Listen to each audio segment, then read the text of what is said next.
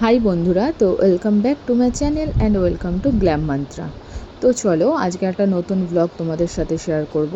তো আজকের দিনটা দেখতেই পাচ্ছ, ভিডিওর ফার্স্টেই তোমরা অনেক তথ্য সাজানো আছে, আর এই তথ্যগুলো সম্পূর্ণভাবে একটা বাচ্চার জন্য সাজানো হয়েছে, সেটা তোমরা তথ্য দেখেই বুঝতে পারছো। তো এটা হচ্ছে আমার জ্যাঠুতো ননদের ছেলের অন্নপ্রাশনের তথ্য। তো নেক্সট ডে হচ্ছে ওর অন্নপ্রাশনের ইনভিটেশন আছে, তো সেই জন্যে ওদের মামার বাড়ি থেকে এই তথ্যগুলো সব বাচ্চাকে দেয়া হবে, সেই জন্য এগুলো সব সাজানো হয়েছে। তো এখানে কি কি আছে তোমরা ভালো করে দেখে নিতেই পারো। সব কিছুই প্রয়োজনীয় জিনিসপত্র, তো টাওয়াল, বাচ্চার ছোট্ট শু, আর বাচ্চার শার্ট, পাঞ্জাবি, এছাড়া আছে হিমালয়ার প্যাকেট, একটা বল, গায়ে হলুদের যে জিনিসটা যাবে হলুদের বাটি সেইটা, এছাড়া কাঁসা থালা, বাটি, গ্লাস। আর এখানে রয়েছে বাচ্চা যে হাঁটতে শেখে, এটার নামটা আমার ঠিক মাথায় আসছে না, তো এইটাও কেনা হয়েছে। এরপরে চলো বাচ্চা কী কী গয়না দেওয়া হবে সেইটা দেখায়। তো সোনার আংটি দেওয়াটা তো মাস্ট, তো মামার বাড়ি থেকেই সোনার আংটিটা দেওয়া হচ্ছে। আমরা তখন প্রায় রাত 11টার সময় ওদের বাড়িতে গিফটগুলো দেখতে গেছিলাম। তো ওরা এসে আমার যেহেতু জ্যাঠুতো যে ভাসুররা, তারা এসে বলল যে গিফটগুলো দেখে যেতে। তো আমরা তাই জন্য রাত 11টার সময় খাওয়া দাওয়া শেষ করে ওদের বাড়িতে গিফটগুলো জাস্ট দেখতে গেছিলাম। আর এখানে দেখো রয়েছে বাচ্চার রূপোর হাতের বালা, এছাড়া কোমরের বিছে যেরকম হয় সেইটা। এরপরে রয়েছে বাচ্চার পায়ের যে মল, সেইটা, বাচ্চার হাতের পদক, এছাড়া যে কয়েনটা দিয়ে বাচ্চাকে ভাত খাওয়ানো হবে, মামার ভাত, সেই কয়েনটা লক্ষ্মী গণেশের, এটাও দেওয়া হচ্ছে। এরপরে রয়েছে বাচ্চার গোল্ডের চেন, তো চেনটাও বেশ সুন্দর দেখতে, গোল্ড চেন, ডিজাইনটা আগেকার দিনে দেখতেই পাচ্ছ তোমরা। তো এই চেনটা মামার বাড়ি থেকে দেওয়া হয়, সব কিছু ওদের মামার বাড়ি থেকে দেওয়া হবে। তো আমরাও যেহেতু হিসাব মতো মামাই হই, তাই জন্য আমাদের ওদের মামার বাড়ি থেকে এখন তো যা গোল্ডের দাম, সেই হিসাবে আমরা জাস্ট ওকে একটা অ্যামাউন্ট ধরে দিয়ে দিয়েছি। আমরা ওকে কোনো কিছু জিনিস কিনে দেওয়া পসিবল হয়নি। তো যাই হোক, আর এখানে রয়েছে একটা রূপোর চেন। তো এই যে সব গিফট আর গুলো আমরা সকলেই দেখতে এসেছি, বাড়ির সকলে। তো চলো এবার নেক্সট ডে আমরা যাওয়ার জন্য রেডি হই। সো দেখো, অনুষ্ঠানে যাওয়ার জন্য এই কাপড়টা চুজ করেছি। এই কাপড়টা জাস্ট একবারই পরেছি, রেড আর হোয়াইটের মধ্যে। শাড়িটা খুবই সুন্দর। তো তাড়াতাড়ি করে এবার ঝটপট করে রেডি হয়নি, কারণ ওদের বাড়িটা অনেকটা দূর। আমার ননদের বাড়ি হচ্ছে বরানগর। তো এখান থেকে প্রথমে আমরা স্প্ল্যানেড যাব, তারপরে স্প্ল্যানেড থেকে মেট্রো করে বরানগর, এটাই সবথেকে ইজিয়েস্ট ওয়ে। আর ডাইরেক্ট ওলাতে অনেক টাকা বুকিংয়ে দেখাচ্ছিলো, তাই জন্য আমরা ডাইরেক্ট ওলা বুক করিনি। এখান থেকে স্প্ল্যানেডে গিয়ে তারপরেই চলে গেলে তাড়াতাড়িও হবে যেতে, আর অ্যামাউন্টটা অনেকটা কম পড়বে। তো চলো, এই দেখো আমি ঝটপট করে রেডি হয়ে নিয়েছি। গেট রেডি উইথ মি আমার চ্যানেলে আপলোড করা আছে, তোমরা চাইলে গিয়ে দেখতে পারো। সো এখানে জিৎ ওলা বুক করেছিল, যেহেতু জিৎকে অনেকবার করে ফোন করে বলেছিল যে অফিস ছুটি নেওয়ার জন্য, তো ও তাই জন্য অফিস ছুটি করেছিল সেই দিন। তাও আমাদের বেরোতে বেরোতে দুপুর প্রায় 12টা বেজেই গেছিলো।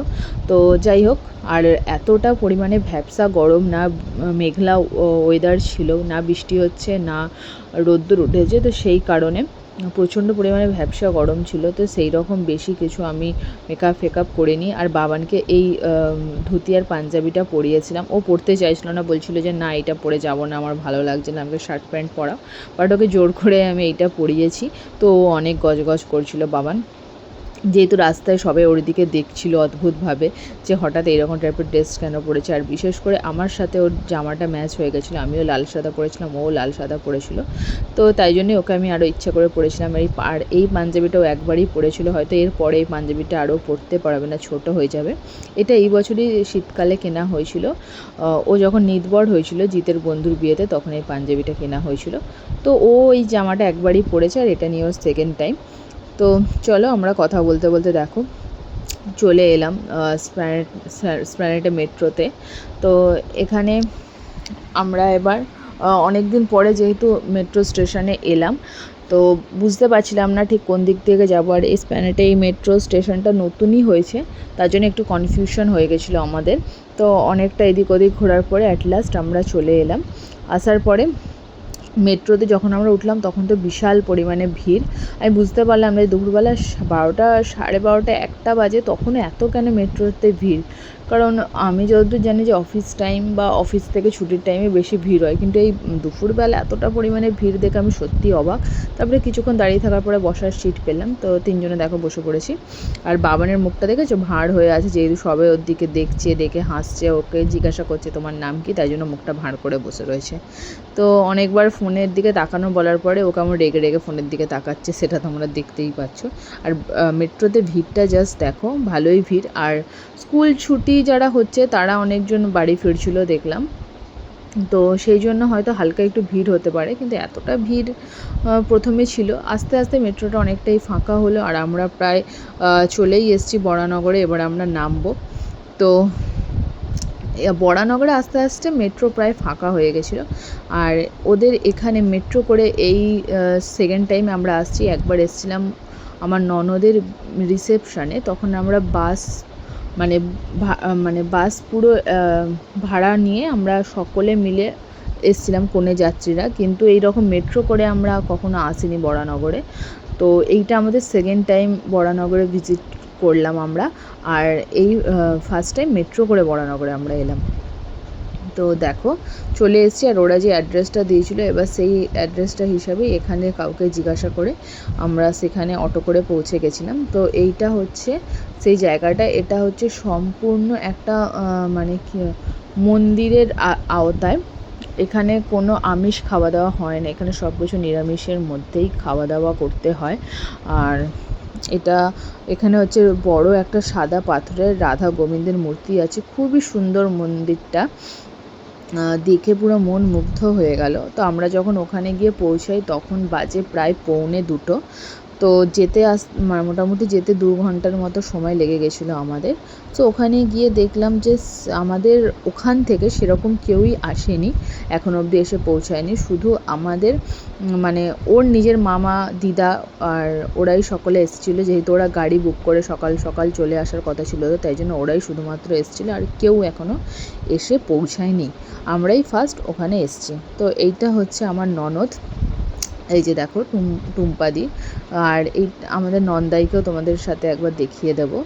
তো আমার খেয়াল নেই আমি কাকে কাকে ভিডিওতে নিয়েছি, কাকে কাকে নিইনি। সো যাই হোক, এবার তোমাদের একটা পুচকেকে দেখিয়ে দিই। দেখো পুচকে এখন ঘুমাচ্ছে কোলে করে, তো ওকে উঠলে একবার তোমাদের সকলের সাথে একবার আলাপ করিয়ে দেবো। আর ওর নাম হচ্ছে সৌম্যদীপ, আমাদের বাবানের নাম সৌম্যজিৎ, আর পুচকের নাম হচ্ছে সৌম্যদীপ। যেহেতু আমার নন্দাইয়ের নাম সন্দীপ, তো সেই হিসেবে ওর নাম দিয়েছি সৌম্যদীপ। তো এবারে আমরা ওখানে গিয়ে টিফিন খাবো না করে ওরা আমাদেরকে লুচি তরকারি দিয়েছিল অল্প করে খাওয়ার জন্য। তো দেখো পুচকে উঠে গেছে, এবার ওকে স্নান করানোর পালা। আর ও তো জল দেখে এদিক ওদিক খালি করছে, এক জায়গায় বসবে না, জলটা নিয়ে খালি পা ছুঁড়ছে। তো ওকে সবাই মিলে হলুদ মাখিয়ে একটুখানি স্নান করাবো। দেখো ভিডিওটা করতে বলেছিলাম, একজনকে কাকে বলেছিলাম ভুলে গেছি। তো এই ভিডিওটাতে আমাকেও দেখতে পাবে। আমাকে কেমন লাগছে অবশ্যই কমেন্টে জানিও। আমি কিন্তু মুখে কোনো রকম কোনো ফাউন্ডেশন ইউজ করিনি, যেহেতু প্রচণ্ড পরিমাণে ঘাম হবে, তাই জন্য আমি কোনো ফাউন্ডেশন মুখের মধ্যে অ্যাপ্লাই করিনি। তো এবারে তোমরা এই অনুষ্ঠানটা দেখতে থাকো, আই থিঙ্ক তোমাদের ভিডিওটা ভালো লাগবে। আর ভিডিওটা ভালো লাগলে ভিডিওটাতে অবশ্যই একটা লাইক, শেয়ার, আর আমার চ্যানেলটাকে অবশ্যই সাবস্ক্রাইব করে দিও।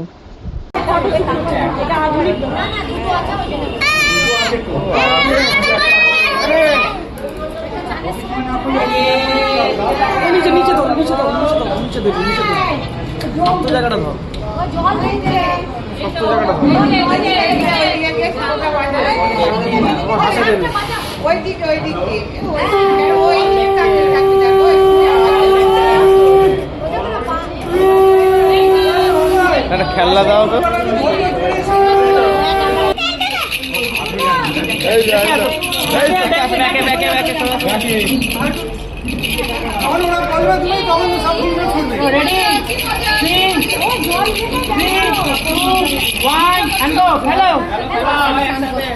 চলো ছোট ছোট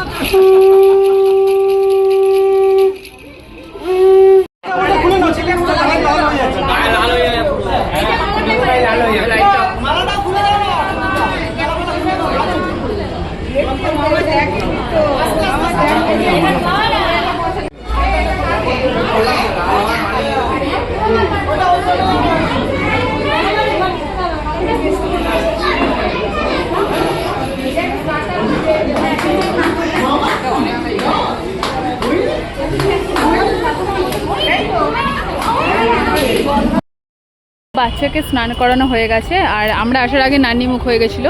তো এখন আমরা নিচে গার্ডেনে যে জায়গাটা ওখানটা আমরা এসেছি, তো দেখাচ্ছি তোমাদেরকে ব্যাক ক্যামেরায়।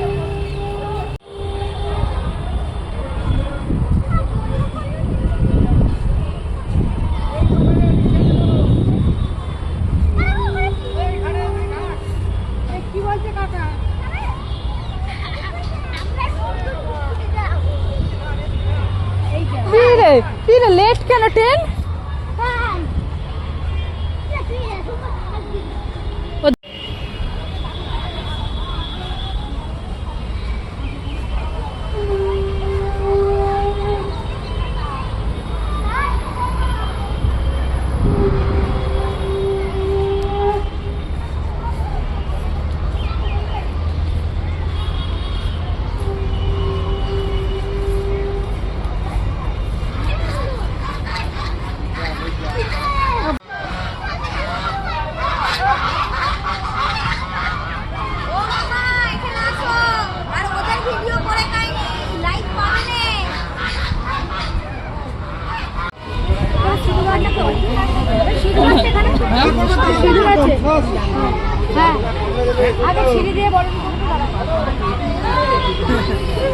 তো এখানে একটা ছোট্ট পুকুর আছে, সে পুকুরের এখানে কতগুলো দেখলাম রাজহাঁস।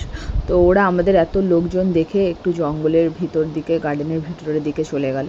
তো এখানে মেনলি পুকুর আছে যেহেতু জলকে আমন্ত্রণ জানানো হয় বিভিন্ন অনুষ্ঠানে বা বিভিন্ন কাজে জল বা পুকুরটা লাগে, তো সেই জন্য এখানে ছোট্ট মতো পুকুরও করা রয়েছে। তো এখানে দেখো পুকুরকে জলকে নিবেদন বা আমন্ত্রণ জানানো হচ্ছে। তো ভিডিওটা ব্লগটা অনেকটাই বড়, তো আমি এখানেই ভিডিওটা এন্ড করছি। তো আমি আবার পার্ট 2 নিয়ে খুব শীঘ্রই তোমাদের সামনে দেখা হবে। তো আজকের ভিডিওটা এতটাই। So stay happy, stay bless, bye and take care.